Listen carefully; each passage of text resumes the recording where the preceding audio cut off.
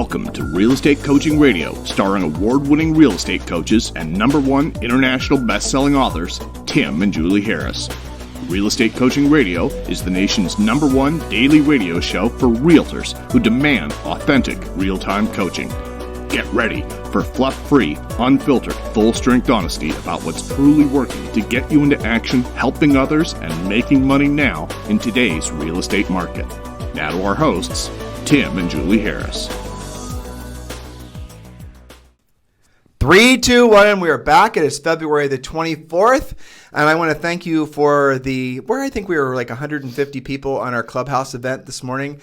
Clubhouse is an app that Julie and I are pretty geeked up about. If you have access to it, if you have an iPhone, please do join us every morning on our Clubhouse event, and you can just search for us on the search bar, and you'll find the invite.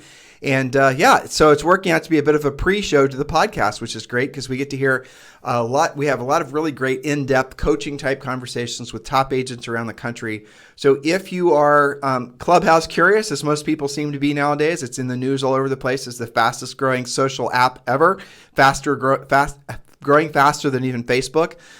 It's invite only at this point. And, but I will encourage all of you to go to Clubhouse on your iPhones, download the app, and then at least register your names. It's going to be one of those things when it goes public that's going to shock everyone. It's a really, really cool app. And you know, Julie and I very, very rarely advocate for any social networking apps. So for us to say we like it is because we really do think it's great. It's excellent at disseminating information at a very high level, and you can communicate directly with a lot of people. You don't have to go through a lot of, virtual filters like you do through all the other social apps, at least at this point, until they screw it up and try to make it into something that it probably will end up being, which is a big media mess. But for now, it's a really cool app.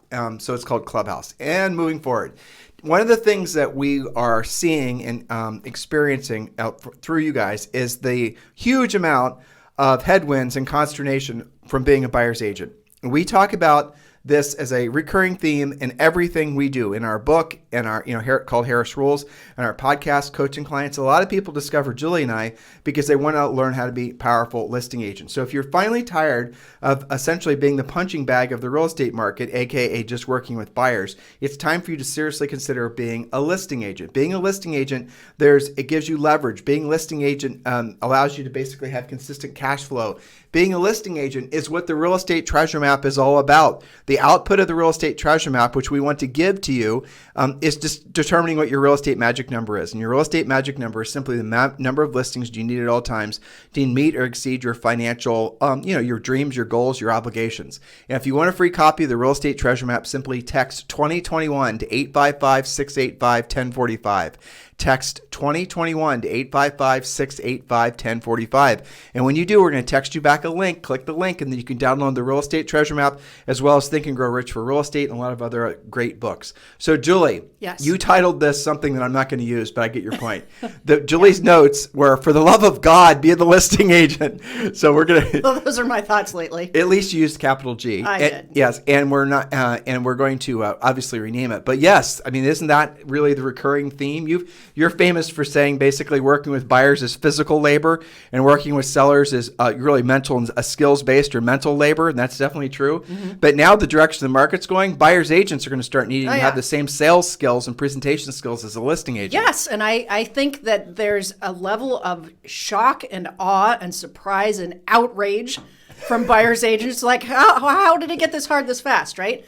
I see it I hear it on coaching calls. People text me. We get emails. I watch what happens on some of the realtor, places that they post.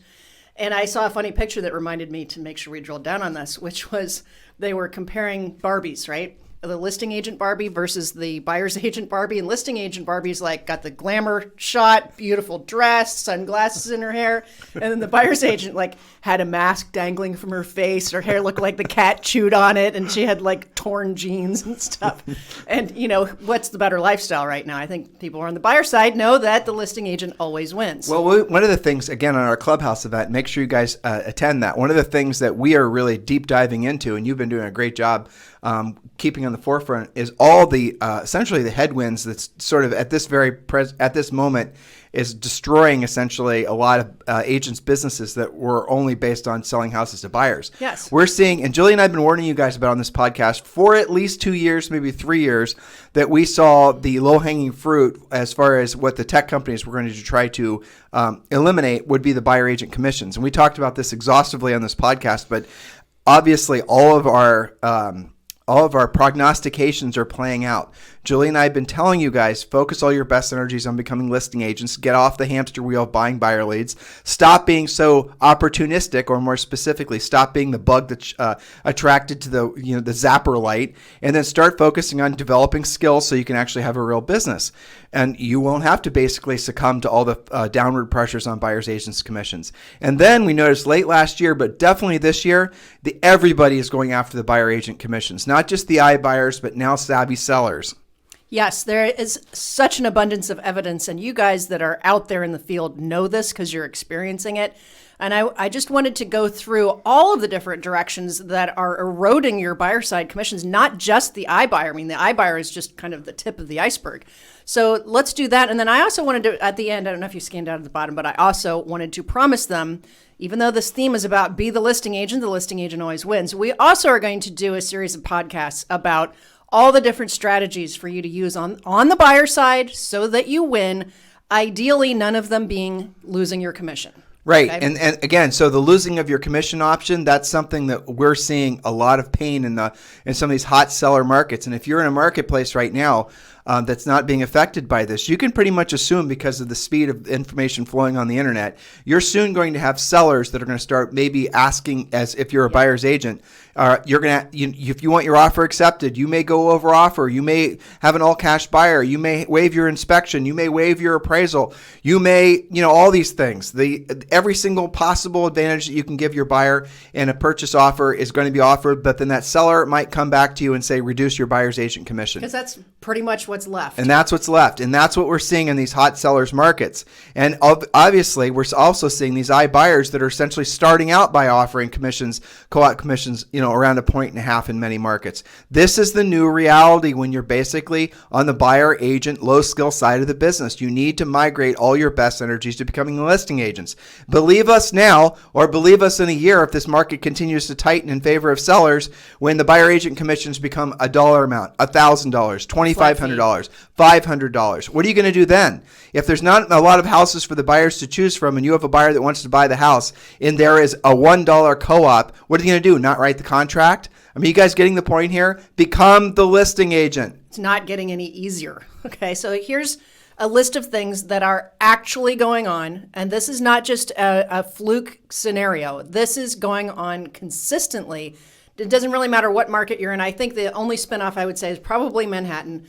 And there are a few other pockets, but I'd say 90% of the country is reporting this type of thing. So, all right, developments on the buyer side. Point number one, we just talked about buyers. Well, we didn't look at it this way. This is just, I think, an act of desperation. Number one, buyers agents volunteering to chip in some or all of their commission just to win a competitive bidding scenario. That's happening. Point number two, listing agents reducing buyer side commissions in the MLS. And boy, are agents outraged over that one.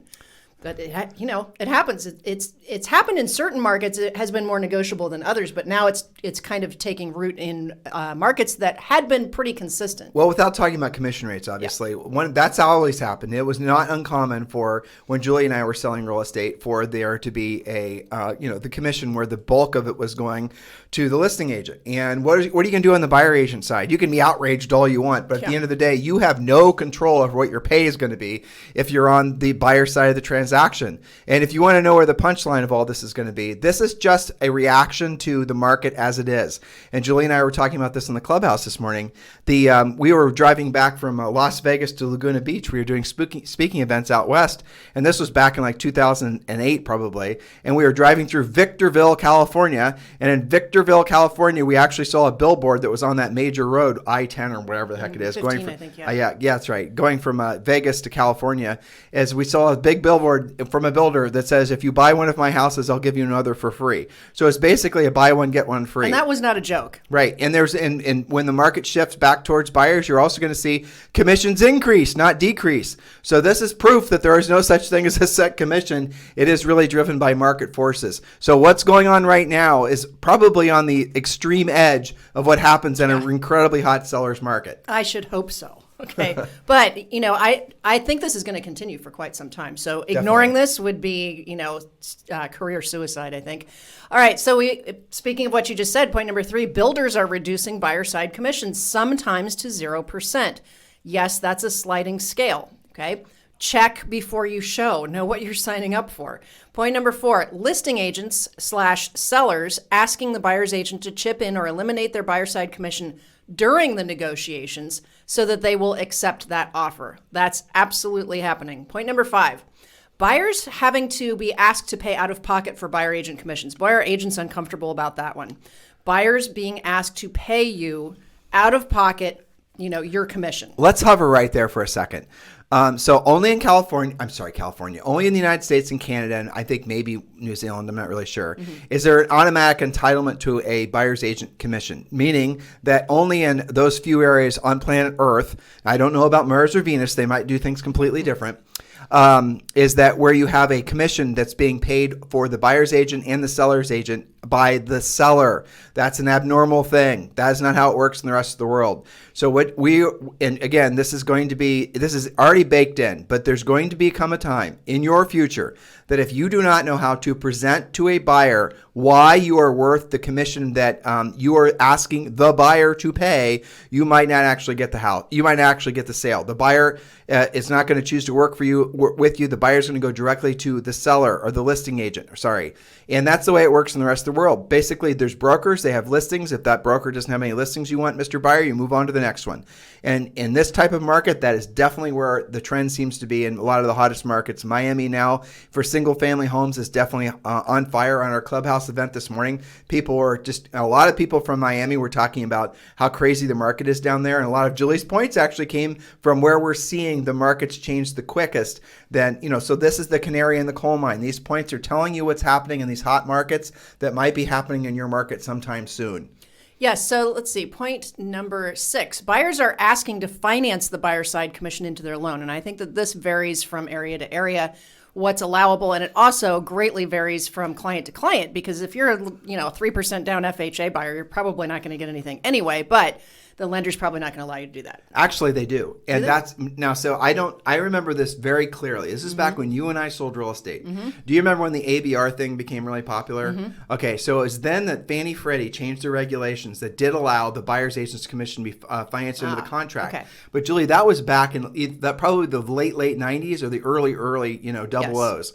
So in that era, that was something I remember hearing about it, reading about it, and thinking that this must be the start of a possible trend where the sellers aren't going to be obligated to pay the buyer's agent's commissions anymore. It never actually happened. And I don't know, truthfully, whether it's still financeable as part of the financing. Yeah, that's something that I have to investigate. But it might be. And if it is, that's the solution. That is a killer solution. But then you're going to have to basically go and be able to present professionally to that buyer why you are giving them an extra, whatever your percent is. Be careful, percents, lady. I know. Whatever your percent is, and you're going to have to be able to rationalize to that, or essentially sell to that buyer why you're worth the extra amount of money. And if there's not a lot for sale, and the buyer just says, well, I could have seen the houses that you're going to show me anyway, why don't I just go directly to the listing agent? You're going to be at disadvantage. Gets back to the original point of today's presentation and probably tomorrow's, which is? Be the listing agent. Okay. And you don't have all this drama. Okay? That's right. And shed all of that.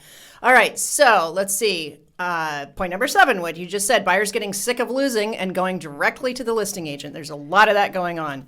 Listing agents are loving that, and I do see more dual agency out there than I've ever seen before. And the buyer agents, look, you guys aren't wrong saying that dual agency is not necessarily going to give the buyer the same representation of, say, for example, them being represented by somebody who's truly negotiating for them. It just makes sense that that's going to produce a better outcome for the buyer. But in a market like this, it doesn't really matter because the sellers control everything. But who really controls everything are the listing agents. So again, guys, in many markets, these points that we're making are just going to intensify. If you're in, Murphy, North Carolina, where Julie and I have a home, which is a wonderful, gorgeous, absolutely probably one of the most beautiful places on planet Earth. You might not experience these things today, but in 6 months, you pretty much can be guaranteed you will. And those of you guys who are in other parts of the market or other parts of the country where you're seeing, like, for example, Charleston, South Carolina, you're seeing all these towns in Texas. I've been telling you guys that Julie and I found a great article that was about Joshua Tree, which is a place in California up in the high mountains that it's pretty much incredibly hot all the time. It's the desert except for these amazing cactuses called Joshua trees.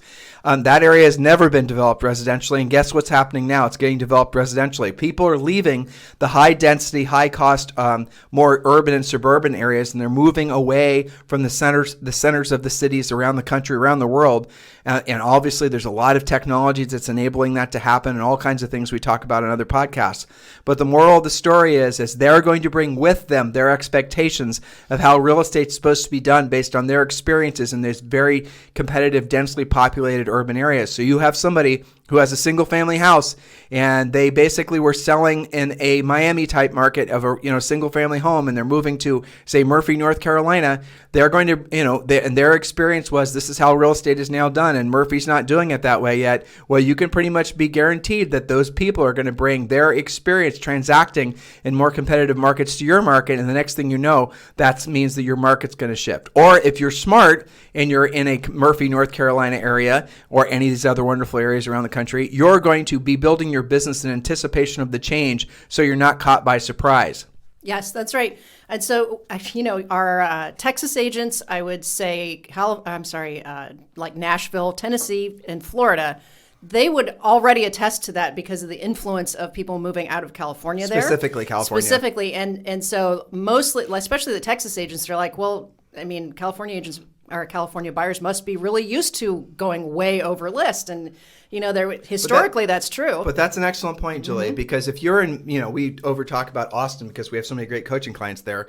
But if you are in Austin, Texas, and you're over asking, mental emotional threshold is $25,000, and because you're working with a local buyer, you say, well, look, we go $25,000 over. That's going to show the seller we're serious. But if you're competing against a California offer and they're willing to go substantially more, you're going to lose that house every single time. Then they're built. It's baked in that they're more comfortable with that. Julie told a great story on Clubhouse this morning about one of her. Tell them about the million over. Well, yes. So I've got a collection of those stories coming in. House had been on the market for a while. This is in Austin, and wasn't the best curb appeal in the world. Had some showings, but it had been on the market a while. This is not a story about a fresh, new, hot listing. And, a few showings happened a couple weeks ago, and then an offer of more than $1 million over. This was a $4.5 million listing, and it sold for $5.6 million. How does that happen? Well, a couple of things kind of converged. It was the last listing available in a very hot neighborhood. The buyers had lost out and been outbid several times in that neighborhood, and finally they had it. And they said, you know what? And yes, they're from California. And they said, I'm going to write the seller an offer that there's no way they can refuse. And that was $1 million over.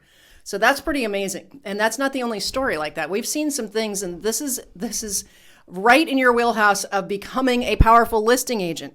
You guys all should be really heavily going after expireds from 2 or 3 years ago. Let's tell our own personal story. Yeah. When Julie and I were looking for a place in Murphy, and this is just a little summer home for us. And so we'd been looking on and off, physically there and obviously online.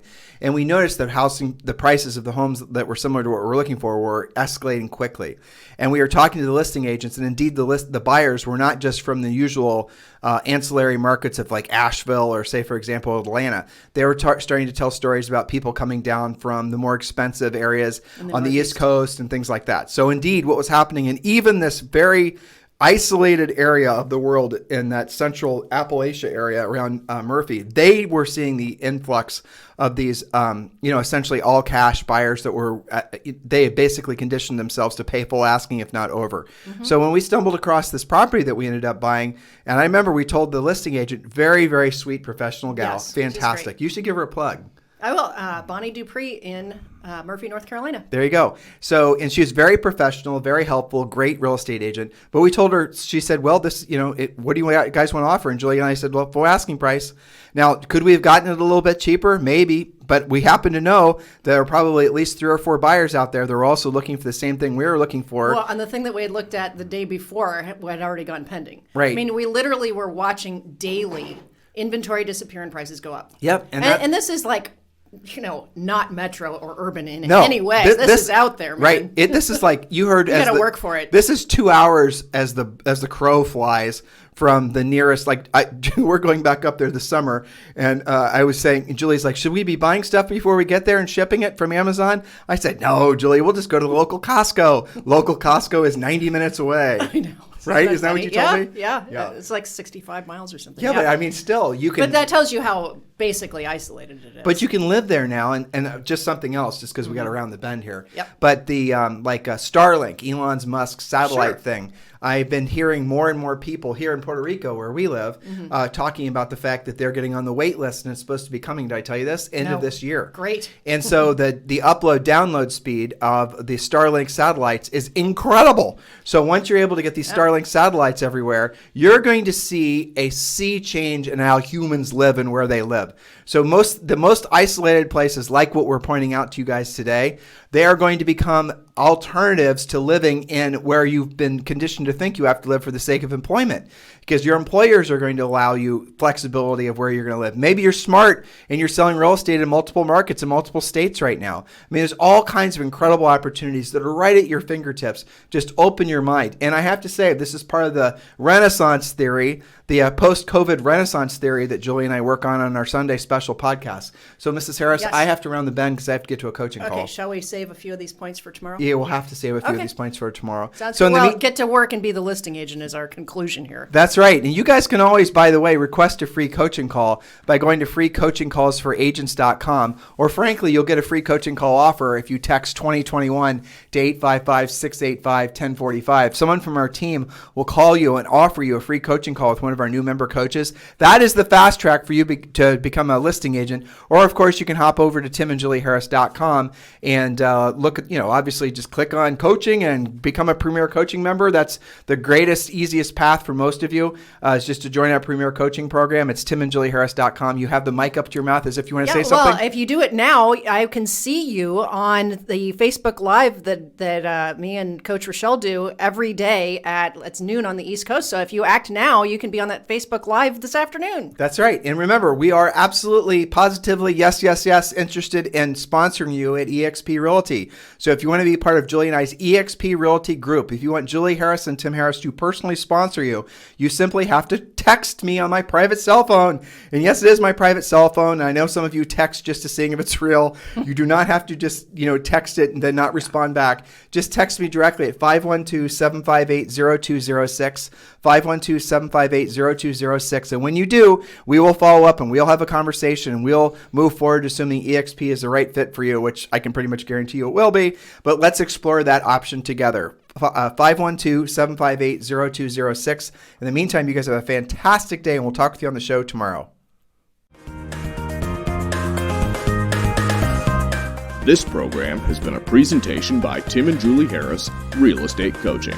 For more information on our real estate coaching and training programs, visit our website at timandjulieharris.com. Remember to tune in weekdays at noon for upcoming shows, and until next time, thank you for listening to Real Estate Coaching Radio with Tim and Julie Harris.